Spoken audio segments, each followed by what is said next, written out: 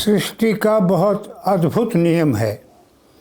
कर्म शरीर करता है, फल आत्मा को भोगना पड़ता है।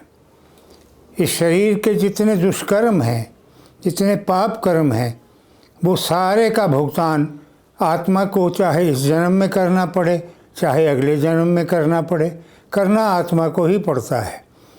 ये अद्भुत विधान है। तो इसलिए ज़रूरी ये है कि हमें आत्मा की आवाज़ सुनने की चेष्टा करनी चाहिए, प्रयास करना चाहिए, अभ्यास करना चाहिए। आत्मा बोलती है। आपने देखा होगा, कई बार आप भी कहते हैं कि मेरी आत्मा तो नहीं मान रही थी, लेकिन वो मैंने मजबूरी में कर दिया काम। तो कोई कर्म आपने मजबूरी में कर दिया होगा, आत्मा तो मना कर रही थी ना। तो आत्मा की नहीं सुनी आपने और कर्म कर डाला। परिणाम आत्मा को भुगतना है, क्योंकि आत्मा को अगला शरीर जो मिलना है वो इस जन्म के कर्मों के आधार पर मिलना है।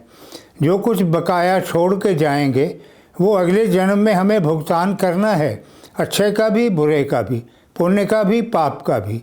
इसलिए ज़रूरी है कि मनुष्य आत्मा की आवाज़ सुनने का प्रयास करे, उसका अभ्यास करे।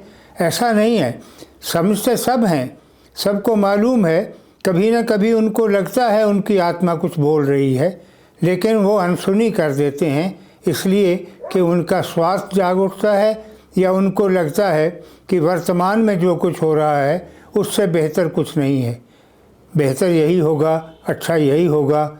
आप अपनी आत्मा की आवाज़ सुनना सीखें, आत्मा की आवाज़ सुनकर उस पर अमल करना सीखें, ताकि आपका ये जन्म भी सफल हो और अगला जन्म भी सुनिश्चित हो जाए कि उसमें आपको सुख मिलेगा, दुख नहीं मिलेंगे। क्योंकि दुख पाप कर्मों का भुगतान होता है और सुख पुण्य कर्मों का फल होता है। इस पर विचार कीजिएगा।